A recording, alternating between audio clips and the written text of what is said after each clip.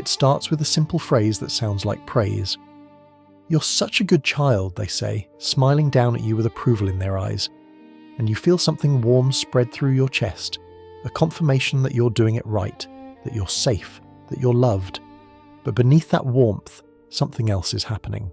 Something quieter, more invisible, something that will follow you into every relationship, every decision, every moment of your adult life when you wonder why you can't seem to choose yourself.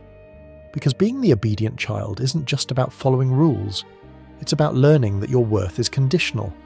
It's about discovering, long before you have words for it, that love feels safest when you disappear. Most people don't see the obedient child as suffering. They see the straight A student, the helpful daughter, the son who never talks back. They see someone who has it all together, someone who makes life easier for everyone around them. But if you were that child, you know the truth.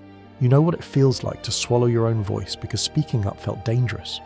You know what it's like to sense someone's disappointment before they even express it, and to shape yourself around it like water filling a container. You learned early that the world preferred you compliant, that your needs were secondary, that being good meant being quiet, being easy, being whatever they needed you to be. And here's what nobody tells you about that kind of childhood. The obedience you learned wasn't just external, it became internal, a voice in your own head that polices every desire, every boundary, every moment you try to choose yourself first. Because when you grow up trading authenticity for approval, you don't just lose yourself in relation to others. You lose yourself in relation to yourself. You become your own harshest critic, your own most demanding parent, constantly monitoring whether you're being good enough.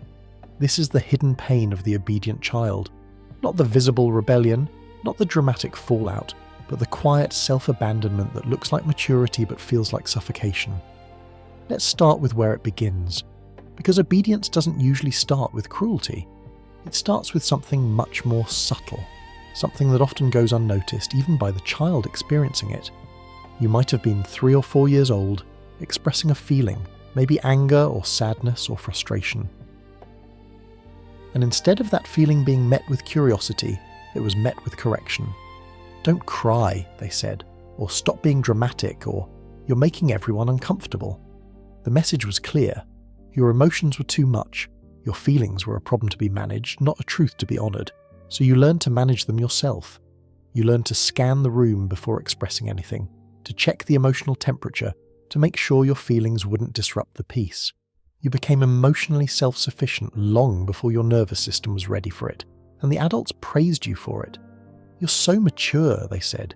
"You're so easy. I never have to worry about you." But what they didn't see was the psychological cost.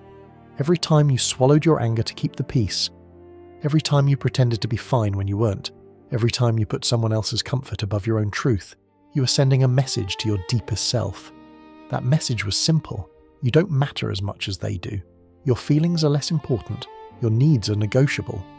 Psychologists call this emotional self-abandonment. It's what happens when a child learns that connection is more reliably secured through compliance than through authenticity. The child makes an unconscious calculation. If being myself creates distance, then I'll stop being myself. This isn't a conscious choice. It's a survival strategy. Because to a child, disconnection from caregivers feels like death, literally, since children depend on adults for survival. So the obedient child adapts. They become attuned not to their own inner world, but to everyone else's. They develop what psychologists call hypervigilance, an almost supernatural ability to read emotional cues, to sense tension, to predict what others need before they even ask. This might sound like emotional intelligence, and in some ways it is, but it's emotional intelligence born from fear, not security. It's not, "I wonder what you're feeling because I care." It's, "I need to know what you're feeling so I can protect myself by giving you what you need." There's a profound difference. One comes from wholeness, the other comes from emptiness. And here's what happens over time. That emptiness becomes your baseline. You stop knowing what you actually want because you've spent so long anticipating what others want from you. You become an expert in other people's needs and a stranger to your own. Someone asks, "What do you want for dinner?" and you freeze. Someone says, "How are you really feeling?" and you don't know how to answer. Because the obedient child learns to experience life through a distorted lens. They learn that their purpose is to make things easier for others, that their value comes from not being a burden, that love is something you earn through goodness, not something you receive simply for existing. This creates what attachment theorists call a conditional sense of worth. Your value isn't inherent, it's performance-based. You're only as lovable as your last act of service, your last sacrifice, your last moment of being easy. And this conditioning doesn't disappear when you grow up. It follows you into your adult relationships, into your career, into every space where you're supposed to be advocating for yourself but instead find yourself shrinking. Think about it. How many times have you said yes when you meant no? How many times have you apologized for things that weren't your fault? How many times have you put someone else's comfort above your own safety, your own truth, your own needs? If you're nodding right now, if you're feeling that uncomfortable recognition in your chest, you're not alone. Because millions of people walk through the world carrying this invisible weight, the weight of being good at the expense of being real. Now let's talk about what this looks like in adulthood, because the obedient child doesn't just disappear when you turn 18. They live inside you, still scanning for approval, still terrified of disappointing anyone, still convinced that your needs are too much. In relationships, this shows up as over-functioning. You're the one who always compromises. You're the one who manages everyone's emotions. You're the one who apologizes first, even when you weren't wrong. You attract people who are comfortable taking, because you've made yourself so comfortable giving. And when those relationships inevitably become one-sided, you blame yourself. You think, maybe I'm not doing enough. Maybe if I try harder, they'll finally see me. But here's the painful truth. People can't see what you won't show them, and the obedient child has spent a lifetime learning not to show their real self, their needs, their limits, their humanity. At work, this pattern continues. You say yes to every project. You stay late without being asked. You take on tasks that aren't your responsibility because you can't bear the thought of letting anyone down, and you might be praised for it. You're such a team player, they say. We can always count on you. You never complain, but inside you're exhausted. You're resentful. You're wondering why no one ever asks if you're okay, why no one ever considers that you might need support too. The answer is devastating in its simplicity. They don't ask because you've trained them not to. Your constant availability has taught people that you don't have limits. Your perpetual agreeability has convinced them that you don't have needs. This is the trap of the obedient child. The very behavior that once kept you safe now keeps you invisible. The mask you wore to earn love has become so convincing that even you forget there's a face beneath it. And this is where the deepest pain lives, not in the external consequences, though those are real, but in the internal experience of being a stranger to yourself. Because when you've spent your whole life performing goodness, you start to lose touch with your authentic self. You don't know what you actually believe because you've spent so long agreeing with everyone else. You don't know what you actually feel because you've spent so long managing everyone else's feelings. You become a composite of other people's expectations, a mirror reflecting back what others want to see. And in that constant reflection, you disappear. Psychologically, this creates what's called identity diffusion. It's when your sense of self is so dependent on external validation that you have no stable core. You shift depending on who you're with, what they need, what will keep them comfortable. And the exhaustion of that is immense, because you're not just living your life, you're performing it. Every interaction is a calculation, every moment a choreography of pleasing, accommodating, disappearing. But here's what makes this pattern so insidious. It doesn't feel like a problem at first, it feels like virtue. The obedient child genuinely believes they're being kind. They think their self-sacrifice is love. They see their inability to set boundaries as compassion. And society reinforces this. We glorify selflessness. We praise people who put others first. We tell stories about heroes who sacrifice everything for the greater good. But there's a difference between chosen sacrifice and compulsive self-abandonment. One comes from fullness, the other from fear. One nourishes, the other depletes. And the obedient child, now an adult, has spent so long in depletion that they've forgotten what fullness even feels like. They think this constant state of giving is normal. They think everyone feels this tired, this hollow, this unseen. But it's not normal. It's trauma. Not the loud, obvious kind, the quiet, socially acceptable kind, the kind that gets praised as maturity when it's actually a wound. Let's go deeper into the psychology of how this pattern forms, because understanding the mechanism is the first step toward changing it. And change is possible, even when it doesn't feel like it. Developmentally, children need two things to form a healthy sense of self. They need to feel loved for who they are, not for what they do.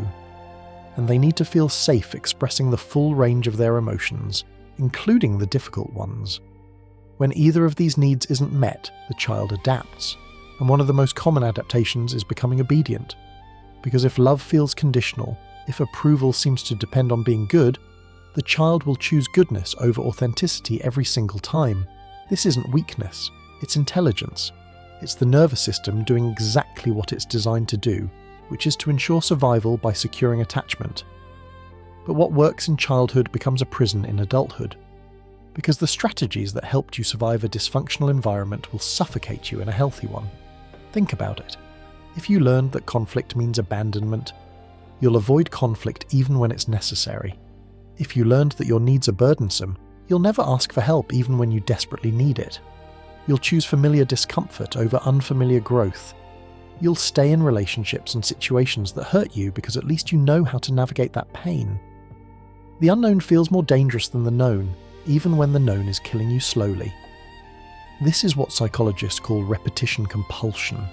It's the unconscious drive to recreate familiar patterns, even painful ones, because familiarity feels safer than change. And for the obedient child, that familiar pattern is self-abandonment, prioritizing everyone else, minimizing your own needs, being good instead of being real.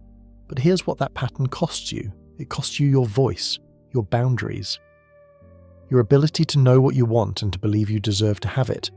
It costs you relationships based on genuine intimacy, because intimacy requires vulnerability, and you can't be vulnerable if you're always performing. You can't be truly known if you're always hiding. It costs you your mental health. Because living in constant self-abandonment creates a profound internal dissonance. Your mind says one thing, your mouth says another. Your body feels one way, your behavior shows another. And that dissonance, over time, manifests as anxiety, depression, chronic stress, even physical illness. Because the body keeps the score. It remembers every time you said yes when you meant no, every time you smiled when you wanted to scream. Studies show that people who consistently suppress their authentic feelings have higher rates of autoimmune disorders, chronic pain, and cardiovascular issues. The body, quite literally, is attacking itself because you've been attacking yourself for years with your own obedience. This isn't metaphorical, it's physiological. Your nervous system doesn't distinguish between external threat and internal betrayal. Every time you abandon yourself, your body registers it as danger. And over time, your body stops trusting you. It stays in a state of hypervigilance, always waiting for the next betrayal. The next moment you'll choose someone else over your own needs. This is what trauma therapists call a dysregulated nervous system, and it's one of the most common features of adults who are obedient children. Their bodies never learned safety because safety requires the ability to say no, to set boundaries, to prioritize self-preservation. But the obedient child was never allowed that.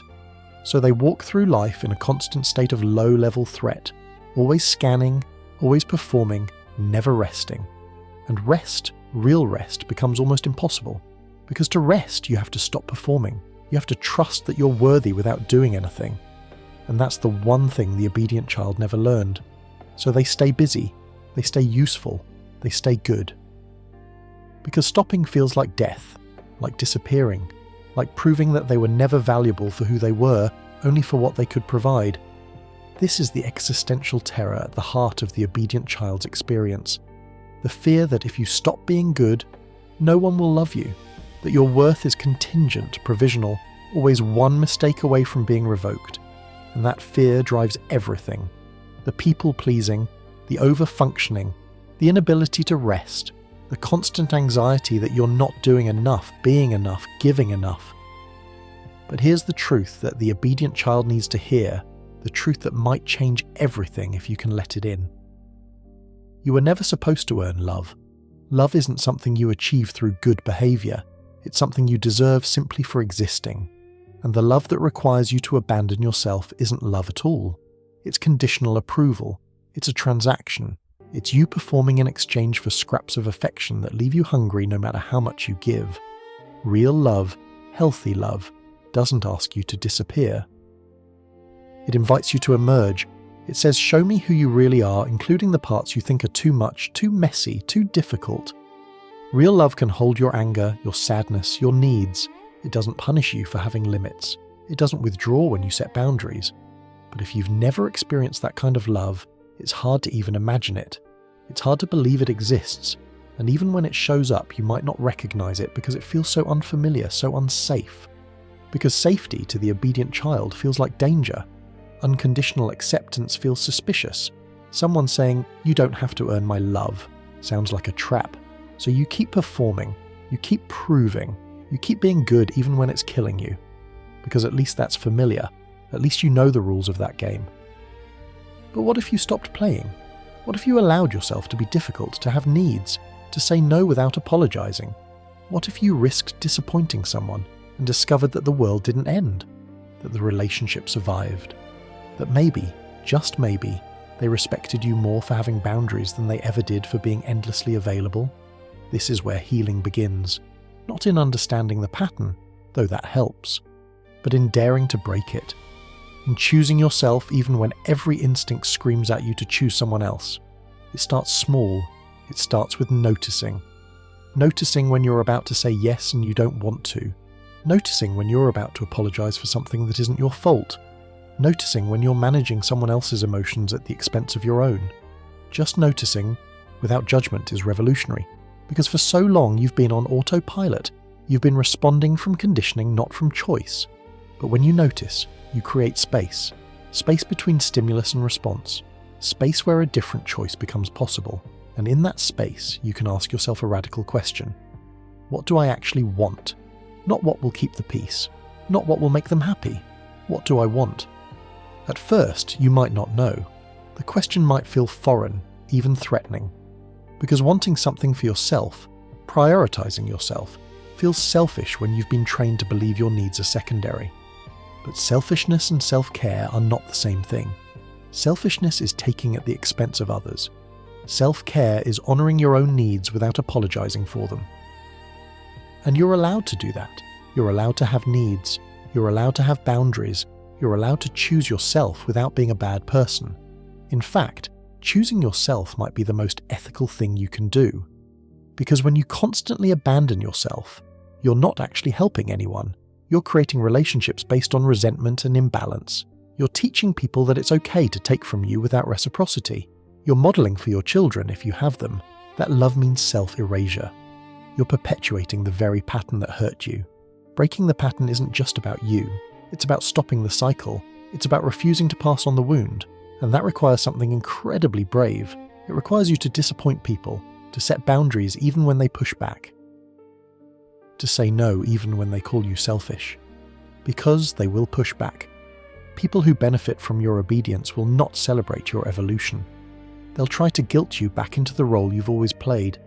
They'll say things like, you've changed, or you used to be so much nicer, or I don't even recognize you anymore. And those words will hurt because they're designed to hurt, designed to pull you back into compliance. But here's what you need to remember. Their discomfort with your boundaries is not your responsibility. Their disappointment in your authenticity is not your problem to fix. You spent your whole childhood managing other people's feelings. You don't have to spend your adulthood doing the same thing. And yes, some relationships will end. Some people will leave when you stop being who they need you to be. And that will be painful, but it will also be clarifying. Because the people who only loved you for your obedience never truly loved you. They loved the service you provided.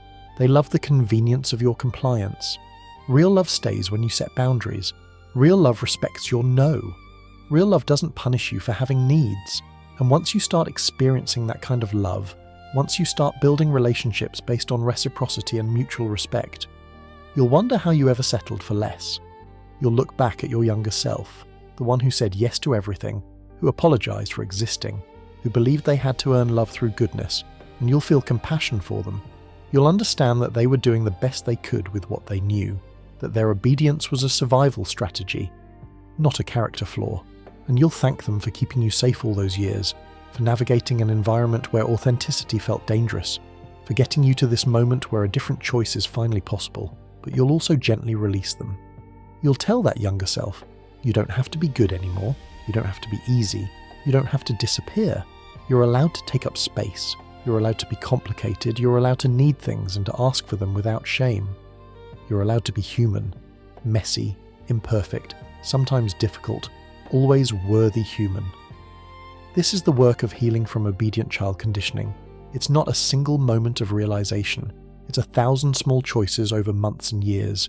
Choices to honor yourself, to speak your truth. To set boundaries even when it's uncomfortable. It's learning to tolerate other people's disappointment without abandoning yourself. It's developing what psychologists call distress tolerance, the ability to sit with uncomfortable emotions without immediately trying to fix them. Because you can't control how people respond to your boundaries. You can only control whether you enforce them, and enforcing them will feel wrong at first, selfish, mean, unkind. But that feeling is the old conditioning talking. It's the voice of the obedient child who learned that their needs were burdensome. That voice is not the truth. It's just familiar. And one of the most powerful things you can do is thank that voice for trying to protect you, and then choose differently anyway. Thank you for trying to keep me safe. But I don't need that kind of safety anymore. Because the safety of obedience is a cage. It keeps you small. It keeps you manageable. It keeps you from the full expression of who you could become. And you deserve more than that. You deserve to be known, not just for your goodness, but for your wholeness. The anger, the sadness, the needs, the boundaries, all of it. You deserve relationships where you don't have to perform, where you can show up messy and tired and uncertain and still be loved, where your no is respected as much as your yes. And the only way to find those relationships is to start showing up differently, to start being authentic even when it's scary, to start choosing yourself even when it feels selfish, because it's not selfish, it's self-full. It's filling yourself up so you can give from overflow rather than emptiness. It's building a foundation of self-worth that doesn't depend on anyone's approval. And from that foundation, you can engage with the world differently. You can offer genuine kindness, not compulsive people-pleasing. You can offer real generosity, not self-abandoning sacrifice. You can be good because you choose to be, not because you're afraid of what happens if you're not. This is the difference between authentic virtue and compulsive obedience. One comes from freedom, the other from fear. One nourishes everyone, the other depletes you while enabling others, and you get to choose which one you want to embody. Every day, in every interaction, you get to choose. Will I honor myself or abandon myself? Will I speak my truth or perform compliance? Some days you'll choose yourself. Some days you'll fall back into old patterns, and that's okay. Healing isn't linear, it's messy and slow and full of setbacks, but every time you choose yourself, you're rewiring your brain. You're creating new neural pathways that say, my needs matter, my voice matters, I matter. And over time, those pathways become stronger than the old ones. Self-advocacy becomes easier than self-abandonment. Boundaries become natural rather than terrifying, and you start to notice something beautiful. The right people don't leave when you become authentic. They come closer. Because authenticity invites intimacy in a way that performance never can. The people who truly love you want to know the real you, not the obedient version, not the easy version, the real, complicated, sometimes difficult, always worthy you. And when you start showing them that version, when you start trusting them with your needs and your boundaries and your truth, the relationships deepen in ways you never thought possible. Because real connection isn't built on one person always giving and the other always taking. It's built on mutual vulnerability, mutual respect, mutual care. And you can't experience that kind of connection if you're always in the role of the giver, the good one, the easy one. You have to risk being difficult sometimes. You have to risk needing something. And yes, that's terrifying. It's terrifying to need something and to express that need and to wait for the response, not knowing if you'll be met with compassion or rejection. But that risk is where real relationship lives. In the space between expressing a need and having it met. In the vulnerability of saying, this is what I need, can you help me? The obedient child never learned to ask that question. They learned to anticipate needs, to provide needs, but never to express their own. But you can learn. It's not too late.